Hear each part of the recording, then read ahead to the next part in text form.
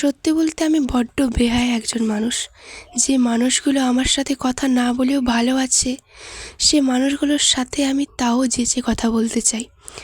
ওরা আমার সাথে কথা না বলে ভালো থাকলেও আমি ওদের সাথে কথা না বলে থাকতেই পারি না। তো যাই হোক, যে ভালো থাকতে চায় তাকে ভালো থাকতে দেওয়া উচিত।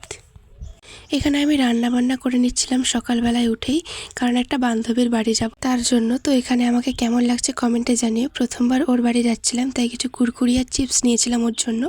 আর এখানে দুপুরবেলায় গিয়েছিলাম বলে কোনো টোটো বা কিচ্ছু ছিল না। শেষ পর্যন্ত একটা টোটো আসায় সেটাই করেই চলে এসেছিলাম বান্ধবীর বাড়ির কাছে।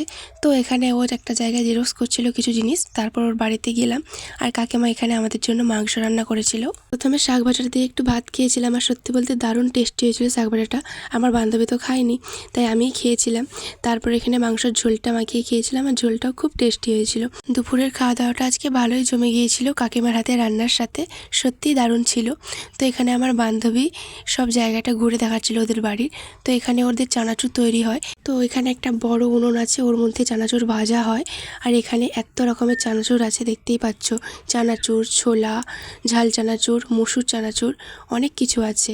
তোমরা চাইলে এর সাথে যোগাযোগ করতে পারো, চাইলে নিতেও পারো। তো ওদের বাড়িটা পুরো ঘোরার পর আমরা চলে গিয়েছিলাম একটু ঘুমানোর জন্য। তো আমাকে ঘুমোতে দেবে বলে ব্ল্যাঙ্কেটটা ঠিক করছিল। এরপর ঘুম থেকে ওঠার পর এখানে একজন এখনো ঘুমিয়ে আছে, আর আমি উঠে এই যে আয়না নিচে মুখ দেখছিলাম।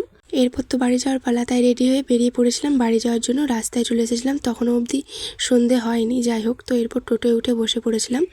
বাড়ি যাওয়ার আগে কি মন গেলো ফুচকা খেতে, তাই একটা দোকানে দাঁড়িয়ে একটু ফুচকা খেয়ে একটু ওষুধ নিয়ে নিয়েছিলাম মাথার যন্ত্রণার।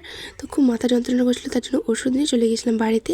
তো ড্রেস চেঞ্জ করে গরম গরম মায়ের হাতে চা খেয়ে তারপর রাত্রে দুটো মুড়ি খেয়ে ওষুধগুলো খেয়ে ঘুমিয়ে পড়েছিলাম। আজকের মতো টাটা।